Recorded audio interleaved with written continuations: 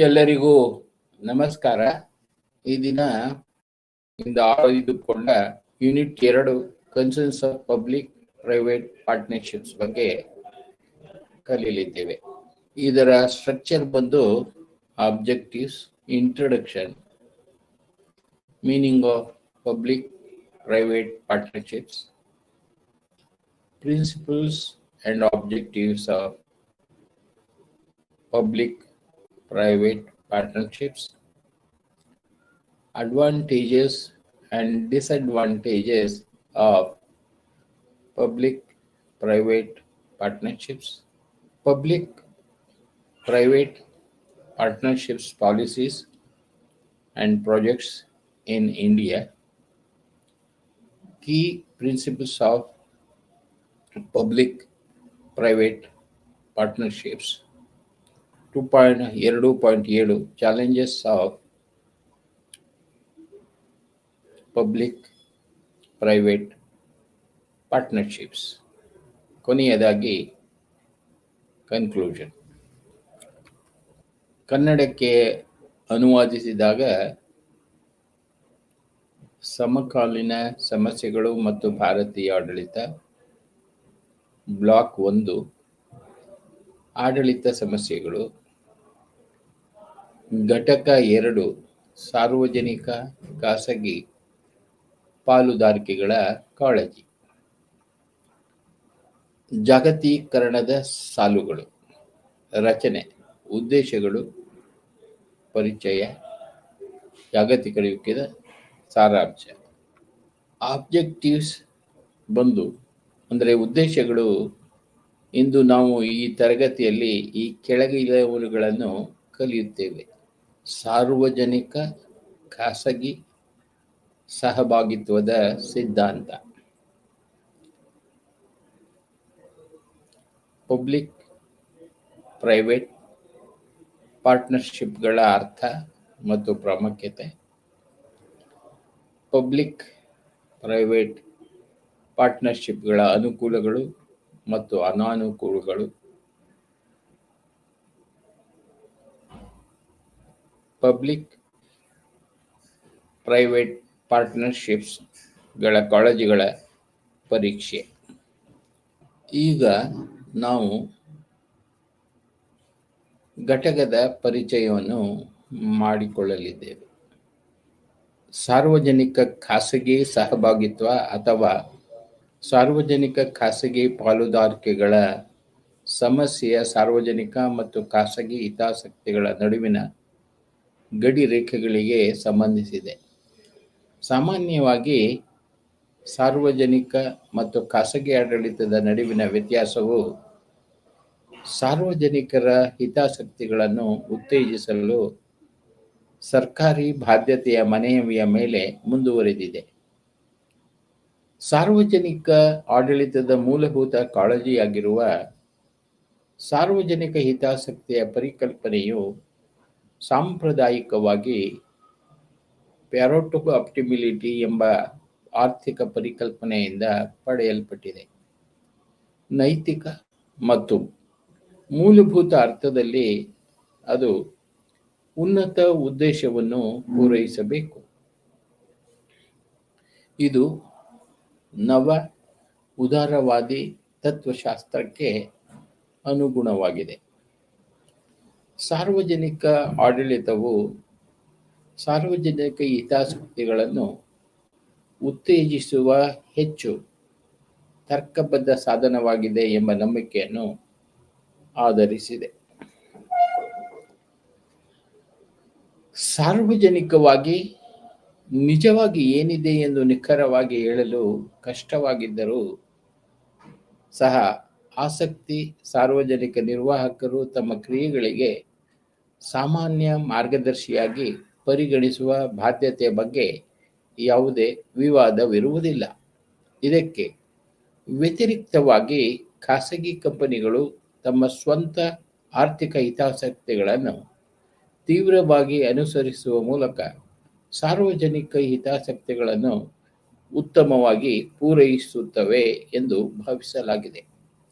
ಮಾರುಕಟ್ಟೆಯಲ್ಲಿ ಹೆಚ್ಚು ಪರಿಣಾಮಕಾರಿ ಮತ್ತು ಸ್ಪರ್ಧಾತ್ಮಕವಾಗಿರುವುದು ಅವರ ಮುಖ್ಯ ಕಾರ್ಯವಾಗಿದೆ. ಲಾಭವು ಬಾಟಮ್ ಲೈನ್ ಮಾತ್ರವಲ್ಲ, ಅದನ್ನು ಧನಾತ್ಮಕ, ಸಾಮಾಜಿಕ ಮತ್ತು ಆರ್ಥಿಕ ಒಳ್ಳೆಯದು ಎಂದು ನೋಡಲಾಗುತ್ತದೆ. ಸಹಜವಾಗಿ ಖಾಸಗಿ ಕಂಪನಿಗಳು ತಮ್ಮ ಕಾರ್ಮಿಕರು ಅಥವಾ ಸಾಮಾನ್ಯ ಸಮುದಾಯದ ಆರೋಗ್ಯ ಮತ್ತು ಸುರಕ್ಷತೆಯನ್ನು ಹಾನಿಗೊಳಿಸಬಾರದು ಅಥವಾ ಪರಿಸರವನ್ನು ನಾಶ ಮಾಡಬಾರದು. ಆದಾಗ್ಯೂ ಒಟ್ಟಾರೆಯಾಗಿ ಖಾಸಗಿ ವಲಯವು ಸಮಾಜಕ್ಕೆ ದೊಡ್ಡ ಹಾನಿ ಮಾಡುವುದಿಲ್ಲ ಎಂದು ಸರಿಯಾದ ನಿಯಂತ್ರಣದ ಮೂಲಕ ಭರವಸೆ ನೀಡುವುದು ಸರ್ಕಾರದ ಪಾತ್ರ ಎಂದು ಭಾವಿಸಲಾಗಿದೆ. ಮಿಲ್ಟನ್ ಫ್ರೀಡ್ಮನ್ ಮತ್ತು ಇತರರು ಸಾರ್ವಜನಿಕ ಮತ್ತು ಖಾಸಗಿ ನಡುವಿನ ಸಂಬಂಧವು ಯಾವುದೋ ಒಂದು ಎಂದು ಪ್ರತಿಪಾದಿಸಿದ್ದಾರೆ. ಇದನ್ನು ಸಾರ್ವಜನಿಕ ಹಿತಾಸಕ್ತಿಯಲ್ಲಿ ಕಾರ್ಯನಿರ್ವಹಿಸುವ ರಾಜ್ಯಕ್ಕಿಂತ ಹೆಚ್ಚಾಗಿ ಮಾರುಕಟ್ಟೆ ಮತ್ತು ಆಯ್ಕೆಯ ಸ್ವಾತಂತ್ರ್ಯದ ಮೂಲಕ ಉತ್ತಮವಾಗಿ ವ್ಯಾಖ್ಯಾನಿಸಲಾಗಿದೆ. ಸಾರ್ವಜನಿಕ ಮತ್ತು ಖಾಸಗಿ ಕ್ಷೇತ್ರಗಳ ನಡುವಿನ ಗಡಿರೇಖೆಯನ್ನು ಮಾರುಕಟ್ಟೆಗೆ ಬಿಡಬೇಕು ಎಂಬ ವಾದವು ಸಾರ್ವಜನಿಕ ನೀತಿಯ ಸಿದ್ಧಾಂತ ಮತ್ತು ಅಭ್ಯಾಸವು ನಡೆದ ಪ್ರಬಲ ಪ್ರಕಟವನ್ನು ರೂಪಿಸಿದೆ.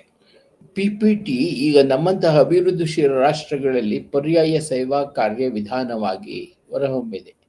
ವಿಶ್ವ ಬ್ಯಾಂಕ್ ಮತ್ತು ಇಂಟರ್ನ್ಯಾಷನಲ್ ನಂತಹ ಅಂತಾರಾಷ್ಟ್ರೀಯ ಸಂಸ್ಥೆಗಳು ಗುತ್ತಿಗೆ, ಸಾರ್ವಜನಿಕ ಖಾಸಗಿ ಸಹಭಾಗಿತ್ವ ಮತ್ತು ಮುಂತಾದ ಪರ್ಯಾಯ ಸೇವಾ ವಿತರಣಾ ಕಾರ್ಯವಿಧಾನಗಳನ್ನು ಅಳವಡಿಸಿಕೊಳ್ಳುವ ಮೂಲಕ ಸರಕು ಮತ್ತು ಸೇವೆಗಳ ನೇರ ಪೂರೈಕೆದಾರರ ಪಾತ್ರದಿಂದ ಪರೋಕ್ಷ ಅಥವಾ ಅನುಕೂಲಕರ ಅಥವಾ ವೇಗವರ್ಧಕ ಪಾತ್ರಕ್ಕೆ ಚಲಿಸಲು ವಿತ್ತೀಯ ನಿಧಿ ಸರ್ಕಾರಗಳ ಮೇಲೆ ಒತ್ತಡ ಹೇರುತ್ತಿದೆ. ಸಾರ್ವಜನಿಕ ಖಾಸಗಿ ಸಹಭಾಗಿತ್ವದ ಅರ್ಥವನ್ನು ಈಗ ನಾವು ಚರ್ಚಿಸೋಣ. Meaning of public private partnership. ಸಾರ್ವಜನಿಕ ಖಾಸಗಿ ಸಹಭಾಗಿತ್ವದ ಅರ್ಥ: ಸಾರ್ವಜನಿಕ ಖಾಸಗಿ ಪಾಲುದಾರಿಕೆಗಳು ಸಾರ್ವಜನಿಕ ಸಾರಿಗೆ ಜಾಲಗಳು, ಮೂಲಸೌಕರ್ಯ ಯೋಜನೆಗಳು, ಸಾರ್ವಜನಿಕ ಸೇವಾ ವಿತರಣಾ ಚಟುವಟಿಕೆಗಳು ಮತ್ತು ಮುಂತಾದವುಗಳಂತಹ ಯೋಜನೆಗಳಿಗೆ ಹಣಕಾಸು ನಿರ್ಮಿಸಲು ಮತ್ತು ನಿರ್ವಹಿಸಲು ಬಳಸಬಹುದಾದ ಸರ್ಕಾರಿ ಸಂಸ್ಥೆ ಮತ್ತು ಖಾಸಗಿ ವಲಯದ ಕಂಪನಿಯ ನಡುವಿನ ಸಹಯೋಗವನ್ನು ಒಳಗೊಂಡಿರುತ್ತದೆ. ಇದು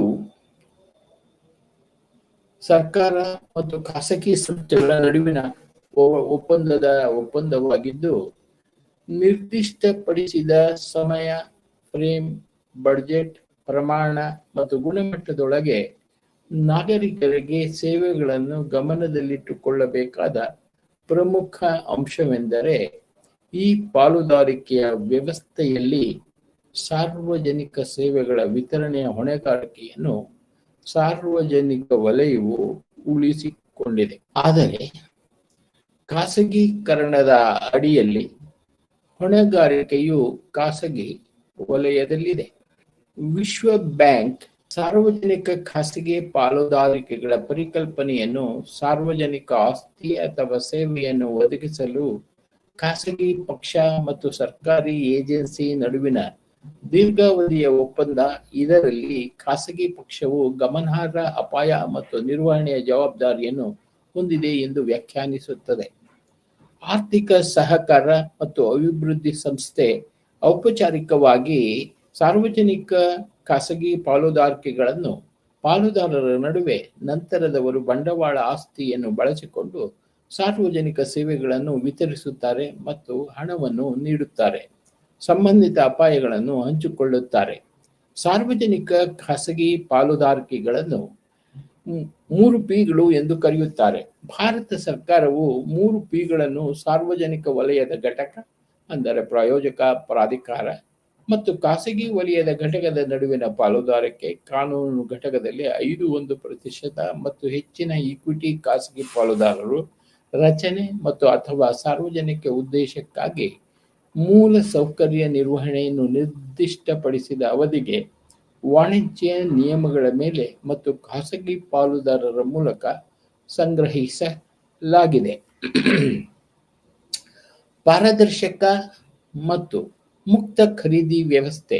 ಭಾರತ ಸರ್ಕಾರವು ಹಲವಾರು ರೀತಿಯ ಪಬ್ಲಿಕ್ ಪ್ರೈವೇಟ್ ಪಾರ್ಟ್ನರ್ಶಿಪ್ಗಳನ್ನು ಗುರುತಿಸುತ್ತದೆ. ಅವುಗಳೆಂದರೆ ಬಳಕೆದಾರ ಶುಲ್ಕ ಆಧಾರಿತ ಬಿಲ್ಡ್ ಆಪರೇಟ್ ಟ್ರಾನ್ಸ್ಫರ್ ಅಥವಾ ಬಿಒಟಿ ಮಾದರಿ, ಕಾರ್ಯಕ್ಷಮತೆ ಆಧಾರಿತ ನಿರ್ವಹಣೆ ಒಪ್ಪಂದಗಳು ಮತ್ತು ಮಾರ್ಪಡಿಸಿದ ವಿನ್ಯಾಸ ಒಪ್ಪಂದಗಳು.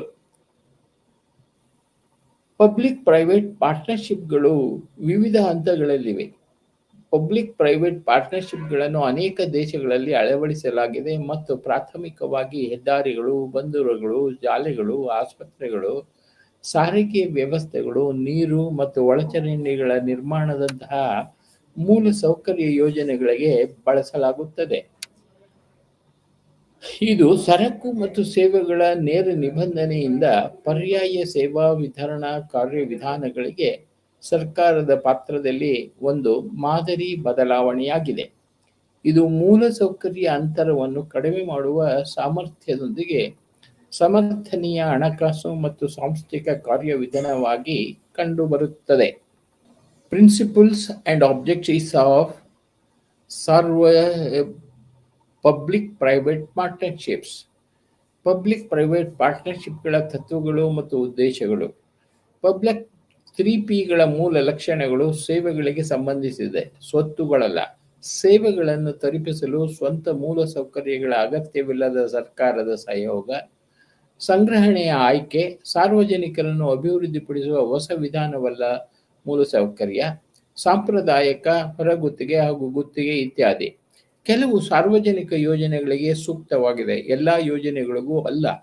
ಸಾರ್ವಜನಿಕ ಮೂಲಸೌಕರ್ಯದಲ್ಲಿ ಹೂಡಿಕೆ ಮತ್ತು ಸರ್ಕಾರದ ಪರವಾಗಿ ಸರ್ಕಾರಕ್ಕೆ ಅಥವಾ ಸಮುದಾಯಕ್ಕೆ ಮುಖ್ಯವಲ್ಲದ ಪ್ರಕ್ರಿಯೆಗಳು, ಸೇವೆಗಳಿಗೆ ಸಂಬಂಧಿಸಿದ ನಿಬಂಧನೆ. ಇದರೊಂದಿಗೆ ಪ್ರಮುಖ ಪ್ರಕ್ರಿಯೆ ಸೇವೆಗಳ ವಿತರಣೆಯ ಜವಾಬ್ದಾರಿ ಸರ್ಕಾರ ಮತ್ತು ಸರ್ಕಾರಿ ಮತ್ತು ಖಾಸಗಿ ಪಕ್ಷವು ದೀರ್ಘಾವಧಿಯ ವ್ಯವಸ್ಥೆಗಳ ಅಡಿಯಲ್ಲಿ ಒಟ್ಟಿಗೆ ಕೆಲಸ ಮಾಡುವ ಅನುಕೂಲ. ಆ ಮೂಲಕ ಖಾಸಗಿ ವಲಯದ ಪಕ್ಷಕ್ಕೆ ಪಾವತಿಗಳು ನಿರ್ದಿಷ್ಟಪಡಿಸಿದ ಕಾರ್ಯಕ್ಷಮತೆಯ ಮಾನದಂಡಗಳಿಗೆ ನಿರ್ದಿಷ್ಟ ಸೇವೆಗಳೆಂದು ತಲುಪಿಸುವುದರಲ್ಲಿ ಅದರ ನಿರಂತರತೆಯನ್ನು ಅವಲಂಬಿಸಿರುತ್ತದೆ. ಈ ಮಾನದಂಡಗಳನ್ನು ಪೂರೈಸಲು ವಿಫಲವಾದರೆ ಖಾಸಗಿ ಪಾಲುದಾರರಿಗೆ ಪಾವತಿಸಲಾಗುವುದಿಲ್ಲ. ಈ ಕೆಳಗಿನವುಗಳೊಂದಿಗೆ ಖಾಸಗಿ ವಲಯದ ಭಾಗವಹಿಸುವಿಕೆಯನ್ನು ಸರ್ಕಾರಗಳು ನಿರ್ಧರಿಸುತ್ತವೆ. ಉದ್ದೇಶಗಳು. ಖಾಸಗಿ ವಲಯಕ್ಕೆ ಹೂಡಿಕೆಯ ಮೇಲೆ ಸಂಭವನೀಯ ಲಾಭದೊಂದಿಗೆ ಹೆಚ್ಚು ವೆಚ್ಚ ಹಂಚಿಕೆ ಯೋಜನೆಗಳ ಸಾಧ್ಯತೆಯನ್ನು ರಚಿಸುವುದು. ಹೊಸ ವಲಯದಲ್ಲಿನ ತಾಂತ್ರಿಕತೆಯೊಂದಿಗೆ ತಾಂತ್ರಿಕ ಚಟುವಟಿಕೆಗಳು ಮತ್ತು ವ್ಯವಸ್ಥಾಪಕ ಪರಿಣತಿಯನ್ನು ತರುವುದು. ಎರಡು ಕಾರ್ಯಾಚರಣೆಯಲ್ಲಿ ಹೊಸ ಕಾರ್ಯಕ್ಷಮತೆ ಮತ್ತು ಬಂಡವಾಳ ಹೂಡಿಕೆಯ ಬಳಕೆ ವಲಯದಲ್ಲಿ ಆರ್ಥಿಕ ದಕ್ಷತೆಯನ್ನು ಸುಧಾರಿಸುವುದು.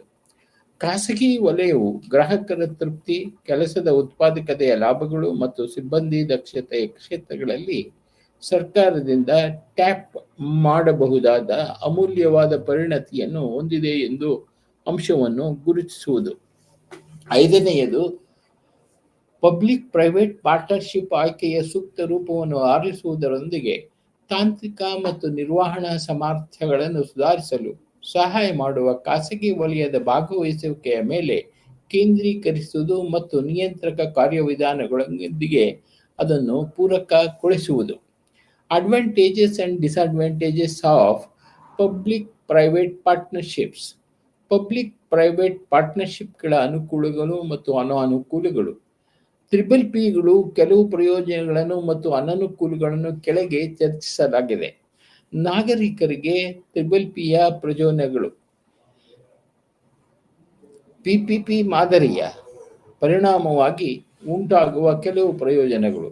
ಸೇವೆಗಳಿಗೆ ಸುಲಭ ಪ್ರವೇಶ, ಖಾಸಗಿ ವಲಯದ ಹಣಕಾಸು ಮೂಲಕ ಬಂಡವಾಳದ ಹೊಸ ಮೂಲಗಳು, single window or one stop shop, ತಂತ್ರಜ್ಞಾನ ವರ್ಗಾವಣೆ, 24x7 ಅನುಕೂಲತೆ, ಪ್ರವೇಶ ವಿಧಾನಗಳು ಮತ್ತು ಸಾಧನಗಳ ಆಯ್ಕೆಯಲ್ಲಿ ನಮ್ಯತೆ, ಸಾರ್ವಜನಿಕ ಸೌಲಭ್ಯ ಸೇವೆಗಳ ನವೀನ ವಿಧಾನಗಳು, ಯೋಜನೆಯ ಅಭಿವೃದ್ಧಿ ಮತ್ತು ಅನುಷ್ಠಾನದಲ್ಲಿ ವೆಚ್ಚ ಮತ್ತು ಸಮಯದ ನಿಶ್ಚಿತತೆ ಮತ್ತು ಜವಾಬ್ದಾರಿಯ ಏಕತೆ ಸಾರ್ವಜನಿಕ ಸೇವೆಗಳ ಸುಧಾರಿತ ವಿತರಣೆಗೆ ಕಾರಣವಾಗುತ್ತದೆ. ಸರ್ಕಾರಕ್ಕೆ ತ್ರಿಬಲ್ ಇಪಿಯ ಪ್ರಯೋಜನಗಳು ಯಾವುವು?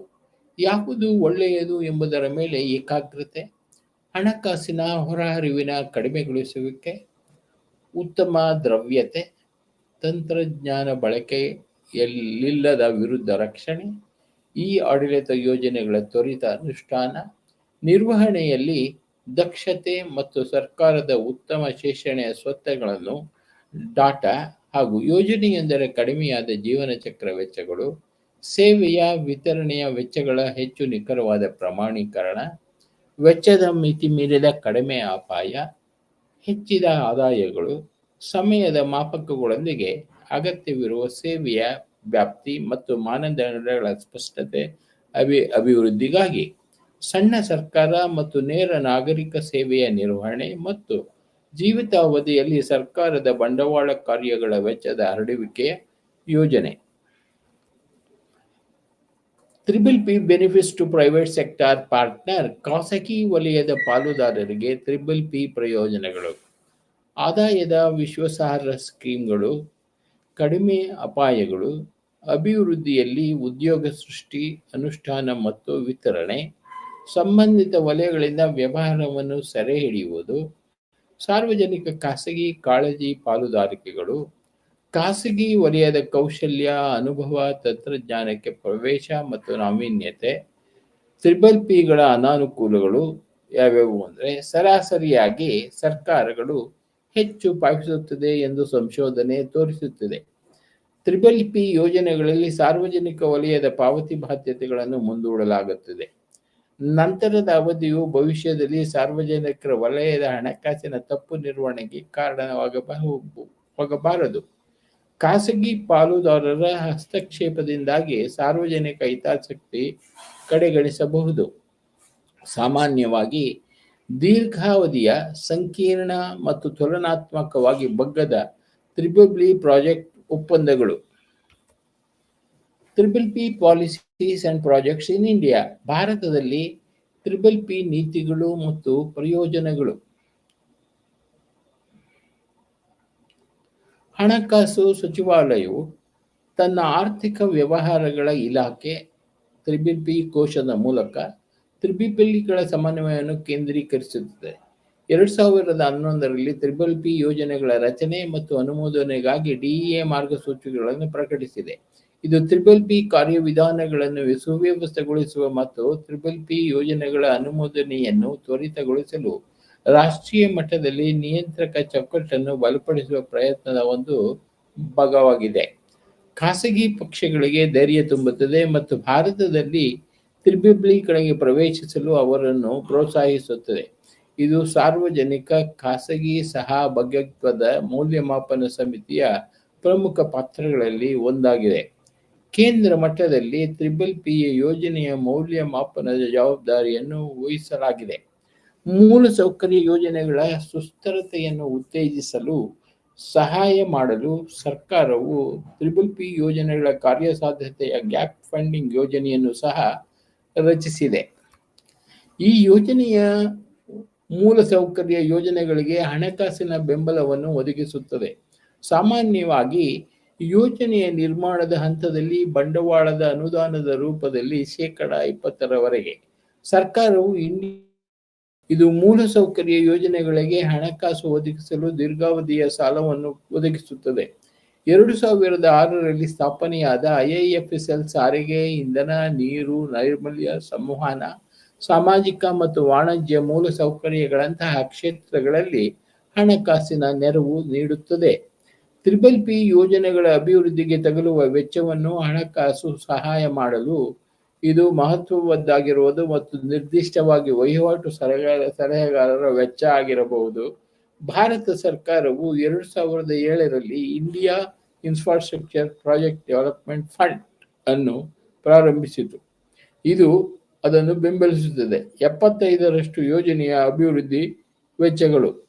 ಅಂತಿಮವಾಗಿ ಪಬ್ಲಿಕ್ ಪ್ರೈವೇಟ್ ಪಾರ್ಟ್ನರ್ಶಿಪ್ ಕೋಶವು ಯೋಜನಾ ತಯಾರಿ ಮತ್ತು ನಿರ್ಧಾರ ಮಾಡುವ ಪ್ರಕ್ರಿಯೆಗಳನ್ನು ಬೆಂಬಲಿಸಲು ಮಾರ್ಗದರ್ಶನ ಪೇಪರ್ಗಳ ಸರಣಿಯನ್ನು ಮತ್ತು ಪಿ ಟೂಲ್ ಕಿಟ್ ಅನ್ನು ತಯಾರಿಸಿದೆ.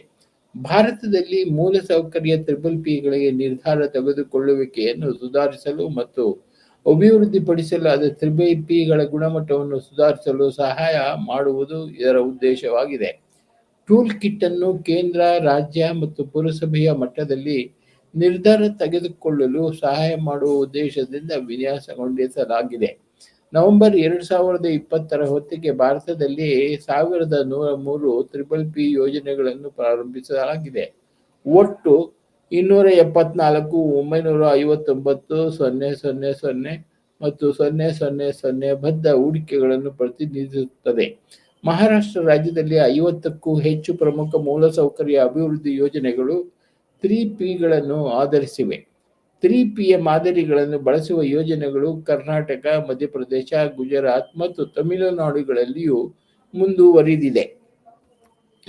ಆಗಸ್ಟ್ 2012ರಲ್ಲಿ ಆಗಿನ ಭಾರತ ಪ್ರಧಾನಮಂತ್ರಿ ಸರ್ಕಾರಿ ಸ್ವಾಮ್ಯದ ಭೂಮಿ ವರ್ಗಾವಣೆಯ ಮೇಲಿನ ನಿಷೇಧವನ್ನು ತೆಗೆದುಹಾಕಿದರು. ಭೂ ವರ್ಗಾವಣೆ ನೀತಿಯನ್ನು ಸಡಿಲಿಸಿದರು ಮತ್ತು ಮೂಲಸೌಕರ್ಯಗಳ ನಿರ್ಮಾಣವನ್ನು ವೇಗಗೊಳಿಸಲು 3Ps ಯೋಜನೆಗಳಿಗೆ ಕ್ಯಾಬಿನೆಟ್ ಅನುಮೋದನೆಯ ಅಗತ್ಯವನ್ನು ತೆಗೆದುಹಾಕಿದರು. 3Ps ರಸ್ತೆ ನಿರ್ಮಾಣ ಯೋಜನೆಗಳ ಉದಾಹರಣೆಗಳೆಂದರೆ ಗೋಲ್ಡನ್ ಕ್ವಾಡ್ರಿಲ್ಯಾಟರಲ್ ಮತ್ತು ಉತ್ತರ ದಕ್ಷಿಣ ಮತ್ತು ಪೂರ್ವ ಪಶ್ಚಿಮ ಕಾರಿಡಾರ್ಗಳು. ಸುಮಾರು 14,000 ಕಿಲೋಮೀಟರ್ ಭಾರತದ ರಾಷ್ಟ್ರೀಯ ಹೆದ್ದಾರಿಗಳನ್ನು 4 ಪರದ ಹೆದ್ದಾರಿಯಾಗಿ ಪರಿವರ್ತಿಸಲಾಗುತ್ತಿದೆ. ಬಂದರು ನಿರ್ಮಾಣ ಯೋಜನೆಗಳ ಸಂದರ್ಭದಲ್ಲಿ ಅವರು ಯೋಜನೆಗಳ 10% ಮತ್ತು 3Pಗಳ ಮೌಲ್ಯದ 30% ಹೊಂದಿದ್ದಾರೆ. 2020 ಹೊತ್ತಿಗೆ ಭಾರತವು 12 ಪ್ರಮುಖ ಬಂದರುಗಳು ಮತ್ತು 100ಕ್ಕೂ ಹೆಚ್ಚು ಸಣ್ಣ ಬಂದರುಗಳನ್ನು ಅದರ ಕರಾವಳಿಯಲ್ಲಿ ಹೊಂದಿರುತ್ತದೆ ಎಂದು ಹೇಳಲಾಗಿದೆ. ನೀರಿನ ಪೂರೈಕೆಗೆ ಸಂಬಂಧಿಸಿದಂತೆ ದೇಶದ ಯಾವುದೇ ನಗರವು ಇನ್ನೂ 24/7 ನಿರಂತರ ನೀರು ಪೂರೈಕೆಯನ್ನು ಒದಗಿಸುವುದಿಲ್ಲ. ನೀರು ಸರಬರಾಜು ಸೇವೆಯ ಗುಣಮಟ್ಟ ಕಡಿಮೆಯಾಗಿದೆ. ಹೆಚ್ಚಿನ ನಗರಗಳಲ್ಲಿ ಆದಾಯವಲ್ಲದ ನೀರು 40%ರಷ್ಟಿದೆ. ಬಡವರು ವಿಶೇಷವಾಗಿ ಈ ಪರಿಸ್ಥಿತಿಯಿಂದ ಪ್ರಭಾವಿತರಾಗಿದ್ದಾರೆ. ನೀರಿನ ಸೇವೆಗಳಿಗೆ ಪ್ರವೇಶವನ್ನು ವಿಸ್ತರಿಸುವ ಮತ್ತು ನೀರಿನ ಸೇವೆಗಳನ್ನು ಹೆಚ್ಚು ಸಮರ್ಥನೀಯವಾಗಿರುವ ಉದ್ದೇಶದಿಂದ ಭಾರತ ಸರ್ಕಾರವು 1990ರ ದಶಕದಲ್ಲಿ ನೀರಿನ ವಲಯದಲ್ಲಿ ಪಿಗಳನ್ನು ಉತ್ತೇಜಿಸಿತು. ಆದಾಗ್ಯೂ ಖಾಸಗಿ ಹೂಡಿಕೆಗೆ ಉತ್ತಮ ವಾತಾವರಣವನ್ನು ಸೃಷ್ಟಿಸಲು ಸರ್ಕಾರವು ನಿರ್ವಹಿಸಿದ ಕಾರಣ ಈ ಪ್ರಯತ್ನ ವಿಫಲವಾಯಿತು. ಸ್ವತಂತ್ರ ಸಮಿತಿಯ ಬಲವಾದ ಪದಗಳ ವರದಿಯ ಗಂಭೀರ ಕಳವಳವನ್ನು ವ್ಯಕ್ತಪಡಿಸಿತು ಮತ್ತು ಪಟ್ಟಣದ ನೀರು ಸರಬರಾಜು ಸೇವೆಗಳನ್ನು ಸಾರ್ವಜನಿಕ ಮಾಲೀಕತ್ವಕ್ಕೆ ಹಸ್ತಾಂತರಿಸಬೇಕೆಂದು ಶಿಫಾರಸು ಮಾಡಿತು. ಕೀ ಪ್ರಿನ್ಸಿಪಲ್ಸ್ ಆಫ್ 3Ps 2.6 ಪಿಪಿಗಳ ಪ್ರಮುಖ ತತ್ವಗಳು ಕೆಳಗಿನವುಗಳು ವ್ಯಾಖ್ಯಾನಿಸುವಲ್ಲಿ ಮುಖ್ಯವಾದ ಪ್ರಮುಖ ತತ್ವಗಳಾಗಿದೆ. ಪರಸ್ಪರ ಲಾಭದಾಯಕ ರೀತಿಯಲ್ಲಿ ಖಾಸಗಿ ವಲಯದೊಂದಿಗೆ ಸರ್ಕಾರದ ಸಂಬಂಧವನ್ನು ನಾವು ನೋಡಬಹುದಾಗಿದೆ. ರೆಸ್ಪೆಕ್ಟ್ ರಿಟರ್ನ್ ಆನ್ ಇನ್ವೆಸ್ಟ್ಮೆಂಟ್, ಹೂಡಿಕೆಯ ಮೇಲಿನ ಆದಾಯವನ್ನು ಗೌರವಿಸಿ. ಕಂಪನಿಗಳಿಗೆ ಇದು ಪ್ರಾಥಮಿಕವಾಗಿ ಆದಾಯ ಎಂದರ್ಥ. ಸರ್ಕಾರಕ್ಕೆ ಇದರರ್ಥ ಸಮರ್ಥ, ವಿಶ್ವಾಸಾರ್ಹ, ದೃಢವಾದ ಸೇವೆಗಳು. ಇದರ ಅರ್ಥದ ತರಬೇತಿ ಪಡೆಯುವುದು ಜೊತೆಗೆ ವ್ಯಕ್ತಿಪರ ಅವಕಾಶಗಳು ಮತ್ತು ಪ್ರತಿಫಲಗಳನ್ನು, ಹೊಸ ಕಾರ್ಯವಿಧಾನಗಳು, ಕೆಲಸದ ಅಭ್ಯಾಸಗಳನ್ನು ಯಶಸ್ವಿಯಾಗಿ ಕೊಳ್ಳಲು ಮತ್ತು ಜವಾಬ್ದಾರಿಗಳನ್ನು ಅಧಿಕಾರಿಗಳಿಗೆ ರಿಟರ್ನ್ ಆನ್ ಇನ್ವೆಸ್ಟ್ಮೆಂಟ್ ಮುಖ್ಯವಾಗಿದೆ, ಏಕೆಂದರೆ ಇದು ಕಡಿಮೆ ಮಾಡುತ್ತದೆ ಸರ್ಕಾರವನ್ನು ಬಿಟ್ಟು ಖಾಸಗಿಯವರಿಗೆ ಸೇರಲು ಅಧಿಕಾರಿಗಳಿಂದ ಡ್ರೈನ್ ವಲಯ. Minimising brain drain requires planning. ಮೆದುಳಿನ ಡ್ರೈನ್ ಯೋಜನೆ ಅಗತ್ಯವಿದೆ. ಸರ್ಕಾರವನ್ನು ಕಡಿಮೆ ಮಾಡಲು ಸಿಬ್ಬಂದಿ ವಹಿವಾಟು, ನವೀನ ಪರಿಹಾರವನ್ನು ಅಭಿವೃದ್ಧಿಪಡಿಸುವುದು ಮುಖ್ಯವಾಗಿದೆ. ಪ್ಯಾಕೇಜುಗಳು ಮತ್ತು ಪ್ರೊಫೆಷನಲ್ ವರ್ಕ್ಗಳು ಪ್ರೋತ್ಸಾಹಕಗಳಾಗಿ ಸರ್ಕಾರ ಇರಬಹುದು. ಖಾಸಗಿಯವರೊಂದಿಗೆ ಸಂಪರ್ಕದಲ್ಲಿರುವ ಷರತ್ತುಗಳನ್ನು ಒಳಗೊಂಡಂತೆ ಪರಿಗಣಿಸಲು ಬಯಸುತ್ತಾರೆ. ಗುತ್ತಿಗೆದಾರರು ಯೋಜನೆಯ ಸಿಬ್ಬಂದಿಯನ್ನು ನೇಮಿಸಿಕೊಳ್ಳುವುದನ್ನು ತಡೆಯುವ ವಲಯ. ಸರ್ಕಾರ. ಅಂತೆಯೇ ಸರ್ಕಾರಿ ಉದ್ಯೋಗ ಒಪ್ಪಂದಗಳು ಇರಬಹುದು. ತರಬೇತಿ ಅಥವಾ ಹೆಚ್ಚುವರಿ ಶಿಕ್ಷಣ ಸ್ವೀಕರಿಸಿದ ನಂತರ ನಿರ್ದಿಷ್ಟ ಅವಧಿಯಲ್ಲಿ ತಮ್ಮ ಉದ್ಯೋಗಗಳನ್ನು ತೊರೆಯದಂತೆ ಸಿಬ್ಬಂದಿಯನ್ನು ತಡೆಯಿರಿ. Create realistic business model for E governance project. ಆಡಳಿತ ಯೋಜನೆಗಾಗಿ ವಾಸ್ತವಿಕ ವ್ಯವಹಾರ ಮಾದರಿಯನ್ನು ರಚಿಸುವುದು. ಈ ಆಡಳಿತ ಯೋಜನೆಗಳನ್ನು ತಮ್ಮ ನಿರ್ವಹಣೆಗೆ ಮಾರಾಟ ಮಾಡಬೇಕಾಗಿದೆ. ಸರ್ಕಾರವು ಈ ಯೋಜನೆಗಳನ್ನು ಸಾರ್ವಜನಿಕರಿಗೆ ಮತ್ತು ಅವರಿಗೆ ಮಾರಾಟ ಮಾಡಬೇಕಾಗಿದೆ. ಸರ್ಕಾರಿ ಅಧಿಕಾರಿಗಳು ಇದ್ದರೆ ಪಾಲುದಾರಿಕೆ ಗಟ್ಟಿಯಾಗಬಹುದು. ಕಂಪನಿಗಳು ಹೇಗೆ ಕಾರ್ಯನಿರ್ವಹಿಸುತ್ತೆ ಮತ್ತು ಹೇಗೆ ಎಂಬುದನ್ನು ಅರ್ಥ ಮಾಡಿಕೊಳ್ಳುವ ಸರ್ಕಾರದಲ್ಲಿರುವ ಜನರು, ಸರ್ಕಾರದ ಅಗತ್ಯಗಳನ್ನು ಅರ್ಥ ಮಾಡಿಕೊಳ್ಳುವ ಖಾಸಗಿ ವಲಯದ ಜನರು, ಉತ್ತಮವಾಗಿ ವಿನ್ಯಾಸಗೊಳಿಸಲಾದ ವ್ಯಾಪಾರ ಯೋಜನೆ ಸಹಾಯ ಮಾಡುತ್ತದೆ. ಪಾಲುದಾರಿಕೆ ಗಟ್ಟಿಯಾಗಬಹುದು. ಕಂಪನಿಗಳು ಹೇಗೆ ಕಾರ್ಯನಿರ್ವಹಿಸುತ್ತವೆ ಮತ್ತು ಹೇಗೆ ಎಂಬುದನ್ನು ಅರ್ಥ ಮಾಡಿಕೊಳ್ಳುವ ಸರ್ಕಾರದಲ್ಲಿರುವ ಜನರು, ಸರ್ಕಾರದ ಅಗತ್ಯಗಳನ್ನು ಅರ್ಥ ಮಾಡಿಕೊಳ್ಳುವ ಖಾಸಗಿ ವಲಯದ ಜನರು, ಉತ್ತಮವಾಗಿ ವಿನ್ಯಾಸಗೊಳಿಸಿದ ವ್ಯಾಪಾರ ಯೋಜನೆ ಸಹಾಯ ಮಾಡುತ್ತದೆ. Find each partner strength. ಪ್ರತಿ ಪಾಲುದಾರನ ಸಾಮರ್ಥ್ಯಗಳನ್ನು ಕಂಡುಹಿಡಿಯುವುದು. ವ್ಯಾಪಾರ ಮತ್ತು ಸರ್ಕಾರ ಎರಡು ಪಾಲುದಾರಿಕೆಗೆ ಪರಿಣಾಮಕಾರಿಯಾಗಿ ಕೊಡುಗೆ ನೀಡಬೇಕಾಗುತ್ತದೆ. ಕಂಪನಿಗಳು ವೆಚ್ಚ ಹಂಚಿಕೆ, ತಂತ್ರಜ್ಞಾನ ಮತ್ತು ಯೋಜನಾ ನಿರ್ವಹಣೆ ಪರಿಣತಿಯ ಮೂಲವಾಗಿರಬಹುದು. ಸರ್ಕಾರವು ಸಾರ್ವಜನಿಕರು ಮತ್ತು ಅಧಿಕಾರಿಗಳಲ್ಲಿ ಈ ಆಡಳಿತದ ಬಳಕೆಯನ್ನು ಉತ್ತೇಜಿಸುವ ಅಗತ್ಯವಿದೆ. ಜೊತೆಗೆ ಕಾನೂನು ಚೌಕಟ್ಟನ್ನು ರಚಿಸಬೇಕಾಗಿದೆ. ಇದು ಸ್ಥಳೀಯ ಕಂಪನಿಗಳು ಬೆಳೆಯಲು ಮತ್ತು ಈ ಆಡಳಿತದಲ್ಲಿ ಕಾರ್ಯಸಾಧ್ಯ ಪಾಲುದಾರರಾಗಲು ಪ್ರೋತ್ಸಾಹಕಗಳನ್ನು ರಚಿಸಬೇಕಾಗುತ್ತದೆ. Develop formal policies on outsourcing. ಹೊರಗುತ್ತಿಗೆಯಲ್ಲಿ ಔಪಚಾರಿಕ ನೀತಿಗಳನ್ನು ಅಭಿವೃದ್ಧಿಪಡಿಸುವುದು. ಖಾಸಗಿ ವಲಯದೊಂದಿಗೆ ಕೆಲಸ ಮಾಡಲು ಸರ್ಕಾರವು ಸ್ಪಷ್ಟ ನಿಯತಾಂಶಗಳನ್ನು ಸ್ಥಾಪಿಸಬೇಕು. ಹೊರಗುತ್ತಿಗೆ ಸರ್ಕಾರವು ಹೊಸ ರೀತಿಯ ಸಂಪರ್ಕಗಳನ್ನು ಬಳಸಲು ಮತ್ತು ಅಭಿವೃದ್ಧಿಪಡಿಸುವ ಅಗತ್ಯವಿದೆ. ಕಾರ್ಯಕ್ಷಮತೆಯ ಸ್ಪಷ್ಟ ಮಾನದಂಡಗಳೊಂದಿಗೆ ಅದು ಸರಕು ಮತ್ತು ಸೇವೆಗಳ ವಿತರಣೆಯನ್ನು ಖಚಿತಪಡಿಸುತ್ತದೆ. ಆದರೆ ಮಾರಾಟಗಾರರ ಕಾರ್ಯಕ್ಷಮತೆ ಮತ್ತು ಸ್ವೀಕರಿಸಿದ ಸೇವೆಗಳ ಗುಣಮಟ್ಟವನ್ನು ಅಳೆಯುತ್ತದೆ. ಹೆಚ್ಚು ಮುಖ್ಯವಾಗಿ, ಅಧಿಕಾರಶಾಹಿಯು ಅಂತಹ ಒಪ್ಪಂದಗಳನ್ನು ಹೇಗೆ ಮಾತುಕತೆ ಮಾಡುವುದು ಮತ್ತು ಕರಡು ರಚಿಸುವುದು ಎಂಬುದರ ಕುರಿತು ತರಬೇತಿ ಪಡೆಯಬೇಕಾಗುತ್ತದೆ. Challenges of public private partnerships. Public private ಪಾರ್ಟ್ನರ್ಶಿಪ್ಗಳು ನಿಧಿಯ ಸಾಧನಗಳಾಗಿ ಹೆಚ್ಚು ವಿವಾದಾಸ್ಪದವಾಗಿವೆ. ಹೆಚ್ಚಾಗಿ ಹೂಡಿಕೆಯ ಮೇಲಿನ ಸಾರ್ವಜನಿಕ ಆದಾಯವು ಖಾಸಗಿ ನಿಧಿದಾರರ ಆದಾಯಕ್ಕಿಂತ ಕಡಿಮೆಯಾಗಿದೆ ಎಂಬ ಕಳವಳದ ಮೇಲೆ ಪಿಗಳು ಖಾಸಗೀಕರಣ ಮತ್ತು ಸರ್ಕಾರಿ ಸೇವೆಗಳ ಗುತ್ತಿಗೆಯಂಥ ಪರಿಕಲ್ಪನೆಗಳಿಗೆ ನಿಕಟ ಸಂಬಂಧ ಹೊಂದಿವೆ. ಸಾರ್ವಜನಿಕ ಖಾಸಗಿ ಪಾಲುದಾರಿಕೆ ಎಂದರೇನು ಎಂಬುದರ ಹಂಚಿಕೆಯ ತಿಳುವಳಿಕೆಯ ಕೊರತೆ ಮತ್ತು ಅವರ ಹಣಕಾಸಿನ ವಿವರಗಳ ಸುತ್ತಲಿನ ಗೌಪ್ಯತೆಯು ಸಾರ್ವಜನಿಕ ಖಾಸಗಿ ಪಾಲುದಾರಿಕೆಗಳು ಯಶಸ್ವಿಯಾಗಿದೆಯೇ ಎಂದು ಮೌಲ್ಯಮಾಪನ ಮಾಡುವ ಪ್ರಕ್ರಿಯೆಯನ್ನು ಸ್ವಲ್ಪ ಸಂಕೀರ್ಣಗೊಳಿಸುತ್ತದೆ. 3 ಪಿಗಳು ಅಪಾಯದ ಹಂಚಿಕೆ ಮತ್ತು ನಾವೀನ್ಯತೆಯ ಅಭಿವೃದ್ಧಿಯನ್ನು ಪ್ರತಿಪಾದಿಸುತ್ತವೆ. ವಿಮರ್ಶಕರು ತಮ್ಮ ಹೆಚ್ಚಿನ ವೆಚ್ಚಗಳನ್ನು ಮತ್ತು ಹೊಣೆಗಾರಿಕೆ ಸಮಸ್ಯೆಗಳನ್ನು ಖಂಡಿಸುತ್ತಾರೆ. ಹಣ ಮತ್ತು ದಕ್ಷತೆಯ ಮೂಲಕ್ಕೆ ಸಂಬಂಧಿಸಿದಂತೆ ಪಿ ಕಾರ್ಯಕ್ಷಮತೆಯ ಪುರಾಣಗಳು ಉದಾಹರಣೆಗೆ ಮಿಶ್ರಿತ ಮತ್ತು ಸಾಮಾನ್ಯವಾಗಿ ಲಭ್ಯವಿರುವುದಿಲ್ಲ. ಭಾರತದಲ್ಲಿ ಸಾರ್ವಜನಿಕ ಖಾಸಗಿ ಪಾಲುದಾರಿಕೆಗಳಿಗೆ ಸಂಬಂಧಿಸಿದ ಹಲವಾರು ವಿಮರ್ಶಕರು ಇದ್ದಾರೆ. ಅಂತಹ ಪಾಲುದಾರಿಕೆಗಳೊಂದಿಗೆ ಬರುವ ಅಪಾಯಗಳಿಗೆ ನಿರ್ದಿಷ್ಟವಾಗಿ ಸಂಬಂಧಿಸಿದೆ. ಸಾರ್ವಜನಿಕ ಖಾಸಗಿ ಪಾಲುದಾರಿಕೆಗಳ ಸುಗಮ ಕಾರ್ಯನಿರ್ವಹಣೆಯ ಮೇಲೆ ಪರಿಣಾಮ ಬೀರುವ ಕೆಲವು ಕಾಳಜಿಗಳು ಈ ಕೆಳಕಂಡಂತೆ ಇದೆ. ಕಾಸ್ಟ್ ಆಫ್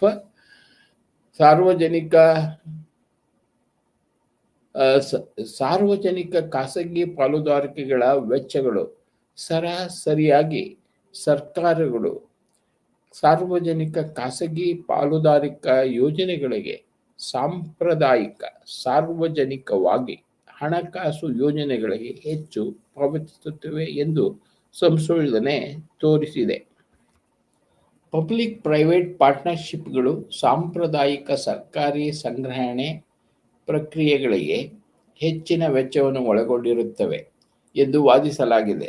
ಭಾರತದಲ್ಲಿ ಪಬ್ಲಿಕ್ ಪ್ರೈವೇಟ್ ಪಾರ್ಟ್ನರ್ಶಿಪ್ ಯೋಜನೆಗಳ ಹಣದ ಪ್ರಸ್ತುತತೆಯ ಮೌಲ್ಯವನ್ನು ಕೆಲವರು ಪ್ರಶ್ನಿಸಿದ್ದಾರೆ, ಏಕೆಂದರೆ ಪಬ್ಲಿಕ್ ಪ್ರೈವೇಟ್ ಪಾರ್ಟ್ನರ್ಶಿಪ್ಗಳ ಒಪ್ಪಂದಗಳು ಸಾಂಪ್ರದಾಯಿಕ ಸಾರ್ವಜನಿಕವಾಗಿ ಹಣಕಾಸು ಯೋಜನೆಗಳಲ್ಲಿ ಮಾಡಿದ ಒಪ್ಪಂದಗಳಿಗಿಂತ ಹೆಚ್ಚು ಸಂಕೀರ್ಣ ಮತ್ತು ವಿಸ್ತಾರವಾಗಿದೆ. ಈ ಒಪ್ಪಂದಗಳ ಮಾತುಕತೆಗೆ ಎಲ್ಲಾ ಕಡೆಗಳಲ್ಲಿ ವಕೀಲರ ಉಪಸ್ಥಿತಿಯ ಅಗತ್ಯವಿರುತ್ತದೆ. ಮೇಜಿನ ಮತ್ತು ಅಂತಿಮಗೊಳಿಸಲು ತಿಂಗಳುಗಳನ್ನು ತೆಗೆದುಕೊಳ್ಳಬಹುದು. ಇದಲ್ಲದೆ ಋಣಭಾರಕ್ಕೆ ಲಗತ್ತಿಸಲಾದ ವೆಚ್ಚವಿದೆ ಮತ್ತು ಖಾಸಗಿ ವಲಯವು ಅದಕ್ಕೆ ಹಣಕಾಸು ಒದಗಿಸಲು ಸಹಾಯ ಮಾಡಬಹುದಾದರೂ ಗ್ರಾಹಕರು ಅಥವಾ ಸರ್ಕಾರವು ಈ ವೆಚ್ಚದಲ್ಲಿ ಹೆಚ್ಚಿನದನ್ನು ಭರಿಸಬಹುದಾಗಿದೆ. ಸ್ಟಡೀಸ್ ಆನ್ ಎಫೆಕ್ಟಿವ್ನೆಸ್, ಪರಿಣಾಮಕಾರಿತ್ವದ ಅಧ್ಯಯನಗಳು. ವೆಚ್ಚ ಉಳಿತಾಯವಾಗಿ ಪಿಗಳ ಪರಿಣಾಮಕಾರಿತ್ವವನ್ನು ಹಲವಾರು ಅಧ್ಯಯನಗಳಿಂದ ಪ್ರಶ್ನೆ ಮಾಡಲಾಗಿದೆ. ಪಿ ಯೋಜನೆಗಳೊಂದಿಗಿನ ಸಾಮಾನ್ಯ ಸಮಸ್ಯೆ ಎಂದರೆ ಖಾಸಗಿ ಹೂಡಿಕೆದಾರರು ಸರ್ಕಾರದ ಬಾಂಡ್ ದರಕ್ಕಿಂತ ಹೆಚ್ಚಿನ ಆದಾಯದ ದರವನ್ನು ಪಡೆದರು. ಆದರೂ ಯೋಜನೆಗೆ ಸಂಬಂಧಿಸಿದ ಹೆಚ್ಚಿನ ಅಥವಾ ಎಲ್ಲ ಆದಾಯದ ಅಪಾಯವನ್ನು ಸಾರ್ವಜನಿಕ ವಲಯವು ಭರಿಸುತ್ತದೆ. ಯುಕೆ ಸಂಸತ್ತಿನ ವರದಿಯು ಕೆಲವು ಖಾಸಗಿ ಹೂಡಿಕೆದಾರರು ಪಿ ಡೀಲ್ಗಳಿಂದ ಹೆಚ್ಚಿನ ಆದಾಯವನ್ನು ಗಳಿಸಿದ್ದಾರೆ ಎಂದು ಒತ್ತಿ ಹೇಳುತ್ತದೆ. ಯೋಜನೆಗಳ ಅಪಾಯಗಳನ್ನು ಖಾಸಗಿ ವಲಯಕ್ಕೆ ವರ್ಗಾಯಿಸಲು ಇಲಾಖೆಗಳು ಹೆಚ್ಚು ಪಾವತಿಸುತ್ತಿವೆ ಎಂದು ಸೂಚಿಸುತ್ತದೆ. ಇದು ಪಿಯ ಖಜಾನೆಯ ಹೇಳಿಕೆ ಪ್ರಯೋಜನಗಳಲ್ಲಿ ಒಂದಾಗಿದೆ. ಅಪಾಯ ನಿರ್ವಹಣೆಯಲ್ಲಿ ಖಾಸಗಿ ವಲಯವು ಉತ್ತಮವಾಗಿ ಇದೆ ಎಂದು ಹೇಳಿಕೊಳ್ಳುತ್ತಾರೆ. ಯಶಸ್ವಿ ಅಪಾಯ ವರ್ಗಾವಣೆಯ ಉದಾಹರಣೆಯಾಗಿ ಅವರು ರಾಷ್ಟ್ರೀಯ ಭೌತಿಕ ಪ್ರಯೋಗಾಲಯದ ಪ್ರಕರಣವನ್ನು ಉಲ್ಲೇಖಿಸುತ್ತಾರೆ.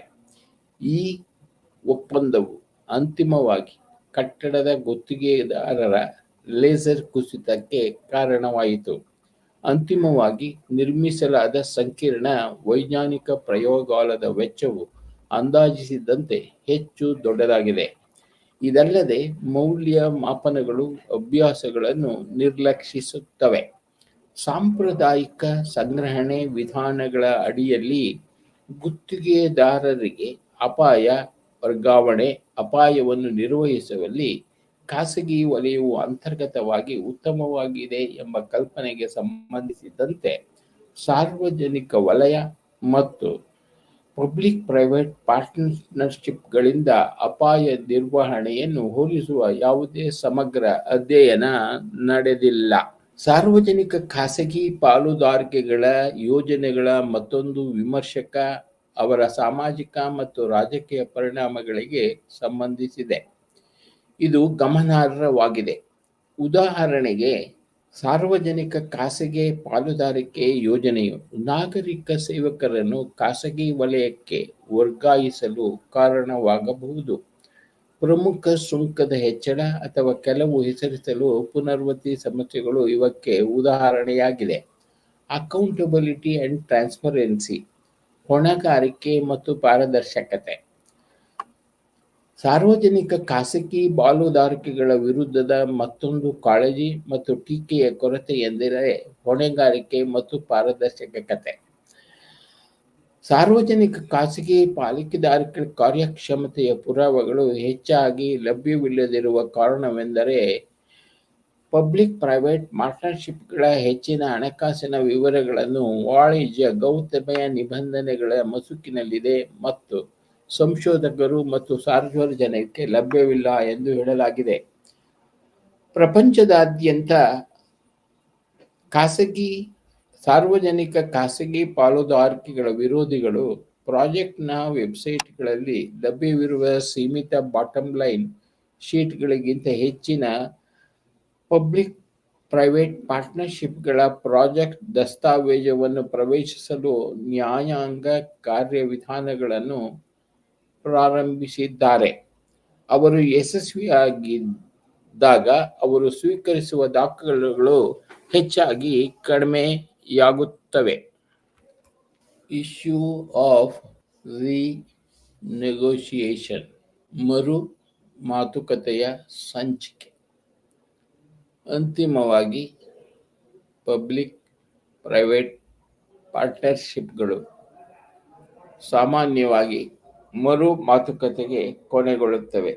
ಇದು ಪಬ್ಲಿಕ್ ಪ್ರೈವೇಟ್ ಪಾರ್ಟ್ನರ್ಶಿಪ್ ಯೋಜನೆಗಳ ದೀರ್ಘಾವಧಿಯ ಸ್ವಭಾವದಿಂದಾಗಿ ಮತ್ತು ಅವುಗಳ ಸಂಕೀರ್ಣತೆ ಯೋಜನೆಯ ಅಭಿವೃದ್ಧಿಯ ಸಮಯದಲ್ಲಿ ಸಂಭವನೀಯ ಎಲ್ಲ ಅನಿಶ್ಚಿತತೆಗಳನ್ನು ಗುರುತಿಸುವುದು ಕಷ್ಟ ಮತ್ತು ಈವೆಂಟ್ಗಳು ಮತ್ತು ಸಮಸ್ಯೆಗಳು ಉದ್ಭವಿಸುವುದು ಅದು ದಾಖಲೆಗಳಲ್ಲಿ ಅಥವಾ ಒಪ್ಪಂದದ ಸಮಯದಲ್ಲಿ ಪಕ್ಷಗಳಿಂದ ನಿರೀಕ್ಷಿತವಾಗಿಲ್ಲ. ಗ್ರೋತ್ ಅಂಡ್ ಡಿಕ್ಲೈನ್ ಬೆಳವಣಿಗೆ ಮತ್ತು ಕುಸಿತ. ಸಾರ್ವಜನಿಕ ವಲಯದ ಮೂಲಸೌಕರ್ಯದಲ್ಲಿನ ಹೂಡಿಕೆಗಳು ಆರ್ಥಿಕ ಚಟುವಟಿಕೆಯನ್ನು ನಿರ್ವಹಿಸುವ ಪ್ರಮುಖ ಸಾಧನವಾಗಿ ಕಂಡುಬರುತ್ತಿದೆ. ಪಬ್ಲಿಕ್ ಪ್ರೈವೇಟ್ ಪಾರ್ಟ್ನರ್ಶಿಪ್ಗಳಲ್ಲಿ ಯುರೋಪಿಯನ್ ಸಂವಹನದಲ್ಲಿ ಹೈಲೈಟ್ ಮಾಡಲಾಗಿದೆ. ಸಾರ್ವಜನಿಕ ವಲಯದ ಮೂಲಸೌಕರ್ಯಗಳ ಅಭಿವೃದ್ಧಿಯಲ್ಲಿ ಪಬ್ಲಿಕ್ ಪ್ರೈವೇಟ್ ಪಾರ್ಟ್ನರ್ಶಿಪ್ಗಳು ವಹಿಸಿದ ಮಹತ್ವದ ಪಾತ್ರದ ಪರಿಣಾಮವಾಗಿ ಅಂತಹ ವ್ಯವಹಾರಗಳ ಸಂಕೀರ್ಣತೆಯ ಜೊತೆಗೆ ಪಬ್ಲಿಕ್ ಪ್ರೈವೇಟ್ ಪಾರ್ಟ್ನರ್ಶಿಪ್ಗಳನ್ನು ಕಾರ್ಯಗತಗೊಳಿಸಲು ಸಾರ್ವಜನಿಕ ವಲಯದ ಸಾಮರ್ಥ್ಯವನ್ನು ಬೆಂಬಲಿಸಲು ಯುರೋಪಿಯನ್ ಪಬ್ಲಿಕ್ ಪ್ರೈವೇಟ್ ಪಾರ್ಟ್ನರ್ಶಿಪ್ ಪರಿಣತಿ ಕೇಂದ್ರವನ್ನು ಸ್ಥಾಪಿಸಲಾಯಿತು. ಆದಾಗ್ಯೂ 2012ರ ಸಮೀಕ್ಷೆಯಲ್ಲಿ ಆಸಕ್ತಿಯು ಉತ್ತಮ ಸಂಬಂಧವನ್ನು ನಿರ್ಮಿಸುವ ಅಂದರೆ 77%, ಉತ್ತಮ ಫಲಿತಾಂಶ 81%, 84% ಮತ್ತು 84% ಸಹಕಾರಿ ಎಂಬ ನಂಬಿಕೆಗೆ ಬದಲಾಯಿಸಿತು. ಸೇವಾ ಖಾಸಗಿ ಸಂಸ್ಥೆಗಳು 1977ರಲ್ಲಿ 18% ಉತ್ತುಂಗಕ್ಕೆ ಏರಿತು ಮತ್ತು ನಂತರ ಕುಸಿಯಿತು. ಹಂಚಿದ ಸೇವಾ ವಿತರಣೆಯ ಸಾಮಾನ್ಯ ರೂಪವು ಈಗ ಸರ್ಕಾರಗಳ ನಡುವಿನ ಒಪ್ಪಂದಗಳನ್ನು ಒಳಗೊಂಡಿರುತ್ತದೆ. 2002ರಲ್ಲಿ 17%ದಿಂದ 2010 20%ಕ್ಕೆ ಬೆಳೆಯುತ್ತಿದೆ. ಮ್ಯಾನೇಜ್ಮೆಂಟ್ ಕಾಂಟ್ರಾಕ್ಟ್ಸ್ ನಿರ್ವಹಣಾ ಒಪ್ಪಂದಗಳು. ಸರ್ಕಾರವು ತನ್ನ ವ್ಯವಹಾರಗಳ ಕಾರ್ಯಾಚರಣೆ ಮತ್ತು ನಿರ್ವಹಣೆಯ ಜವಾಬ್ದಾರಿಯನ್ನು ನಿರ್ವಹಣಾ ಒಪ್ಪಂದದ ಮೂಲಕ ಖಾಸಗಿ ವಲಯಕ್ಕೆ ವರ್ಗಾಯಿಸುತ್ತದೆ. ಖಾಸಗಿ ವಲಯವು ಯಾವುದೇ ಬಂಡವಾಳ ವೆಚ್ಚದಲ್ಲಿ ಭಾಗಿಯಾಗುವುದಿಲ್ಲ. ಅಂತಹ ಒಪ್ಪಂದಗಳನ್ನು 3 ರಿಂದ 5 ವರ್ಷಗಳ ಅವಧಿಗೆ ನೀಡಲಾಗುತ್ತದೆ. ಇವುಗಳು ಹೆಚ್ಚು ಪರಿಣಾಮಕಾರಿಯಾಗಿ ಇರುತ್ತವೆ, ಅಲ್ಲಿ ಸರ್ಕಾರದ ಮುಖ್ಯ ಉದ್ದೇಶವು ಅದರ ತಾಂತ್ರಿಕ ಸಾಮರ್ಥ್ಯ ಮತ್ತು ನಿರ್ದಿಷ್ಟ ಕಾರ್ಯಗಳನ್ನು ನಿರ್ವಹಿಸುವಲ್ಲಿ ಅದರ ದಕ್ಷತೆಯನ್ನು ತ್ವರಿತವಾಗಿ ಹೆಚ್ಚಿಸುವುದು ಅಥವಾ ಸಿದ್ಧಪಡಿಸುವುದು. ಹೆಚ್ಚಿನ ಖಾಸಗಿ ಒಳಗೊಳ್ಳುವಿಕೆ. ಈ ಒಪ್ಪಂದಗಳು ಖಾಸಗಿ ಆಪರೇಟರ್ಗೆ ನಿಯೋಜಿಸಲಾದ ಕಾರ್ಯದ ವಾಣಿಜ್ಯ ಅಪಾಯಗಳನ್ನು ವರ್ಗಾಯಿಸುವುದಿಲ್ಲ ಮತ್ತು ಪೂರ್ಣ ಪ್ರಮಾಣದ ಖಾಸಗಿ ವಲಯದ ಒಳಗೊಳ್ಳುವಿಕೆಯ ಕಡೆಗೆ ಸರ್ಕಾರಕ್ಕೆ ಮೊದಲ ಉತ್ತಮ ಹೆಜ್ಜೆಯಾಗಿದೆ.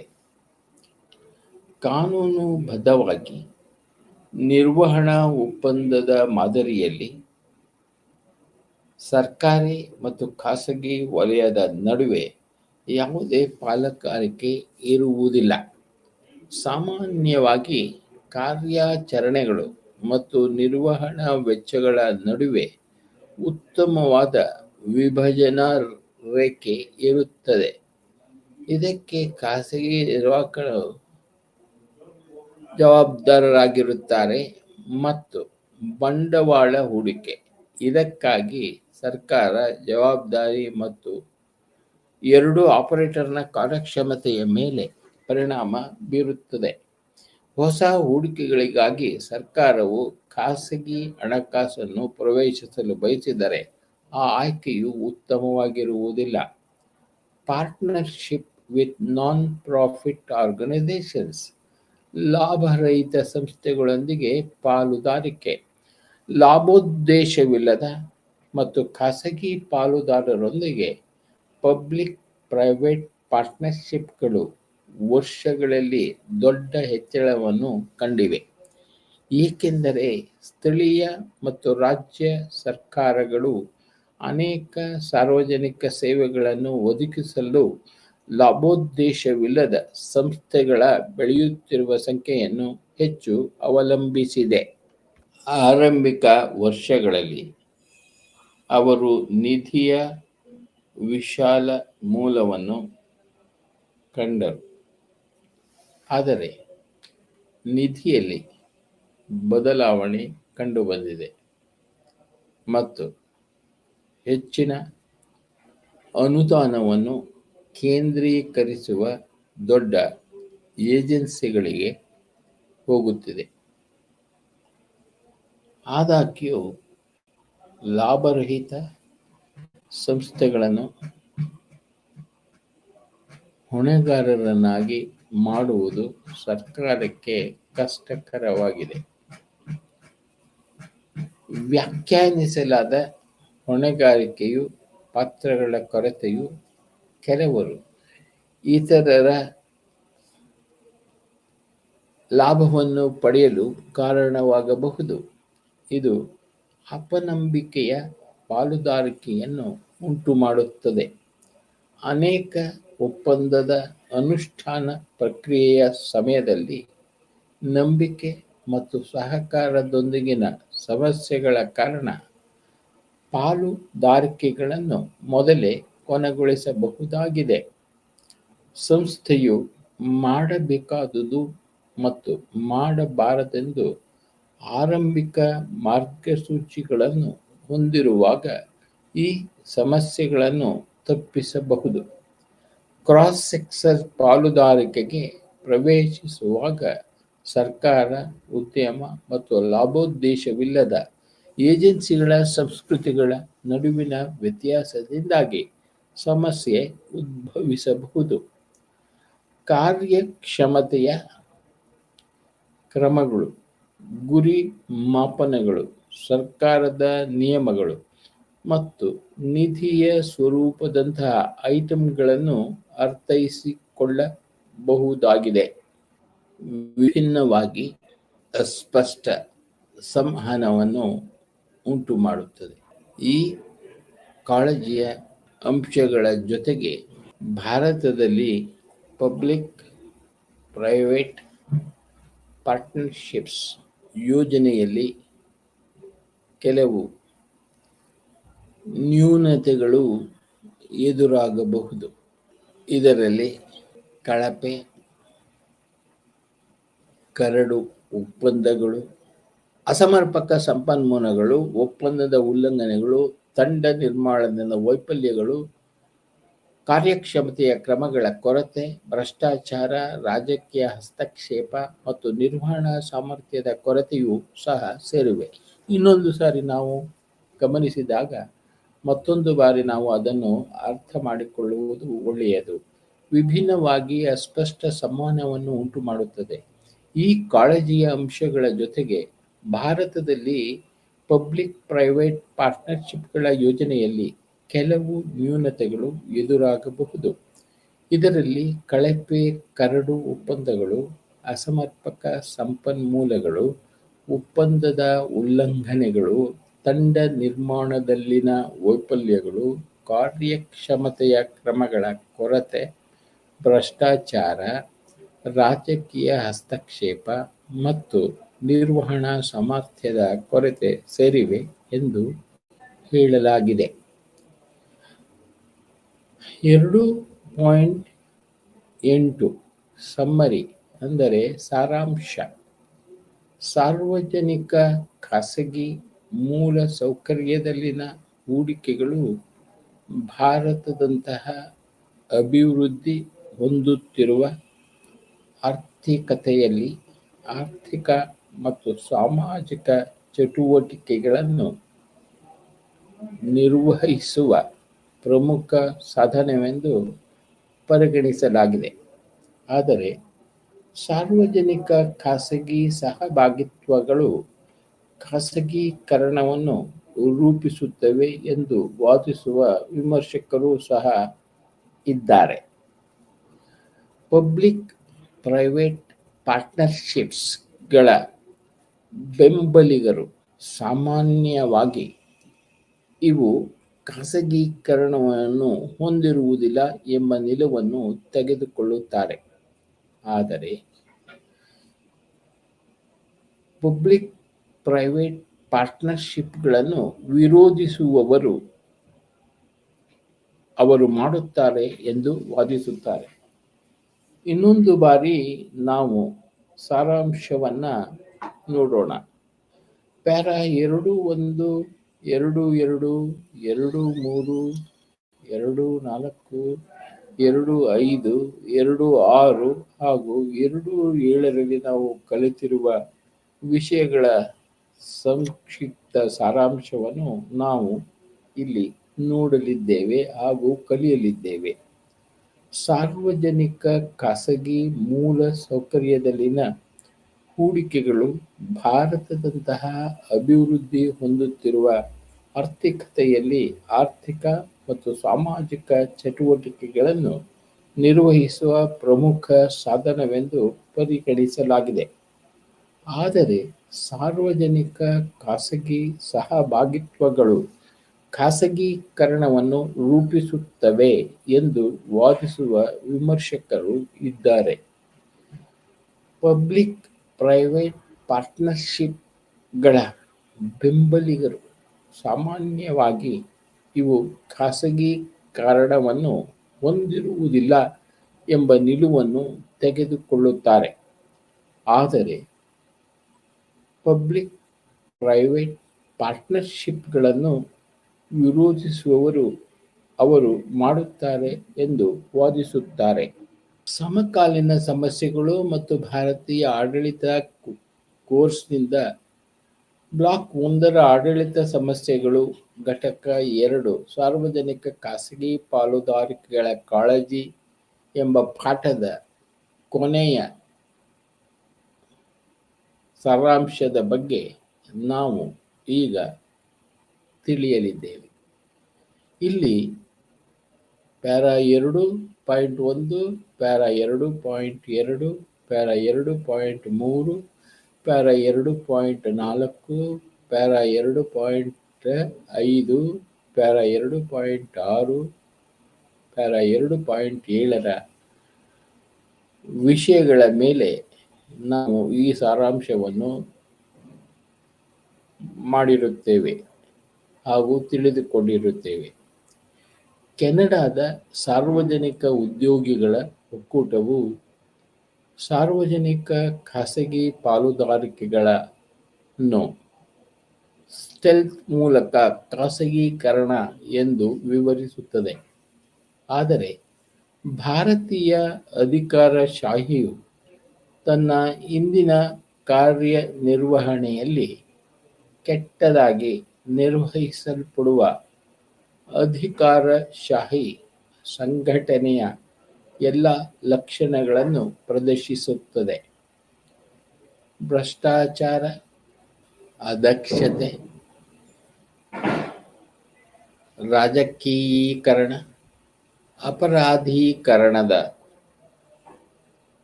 ದುರ್ಗುಣಗಳಿಂದಾಗಿ ಭಾರತದಲ್ಲಿನ ಅಧಿಕಾರಶಾಹಿಯು ಈಗ ತೀವ್ರ ದಾಳಿಗೆ ಒಳಗಾಗಿದೆ.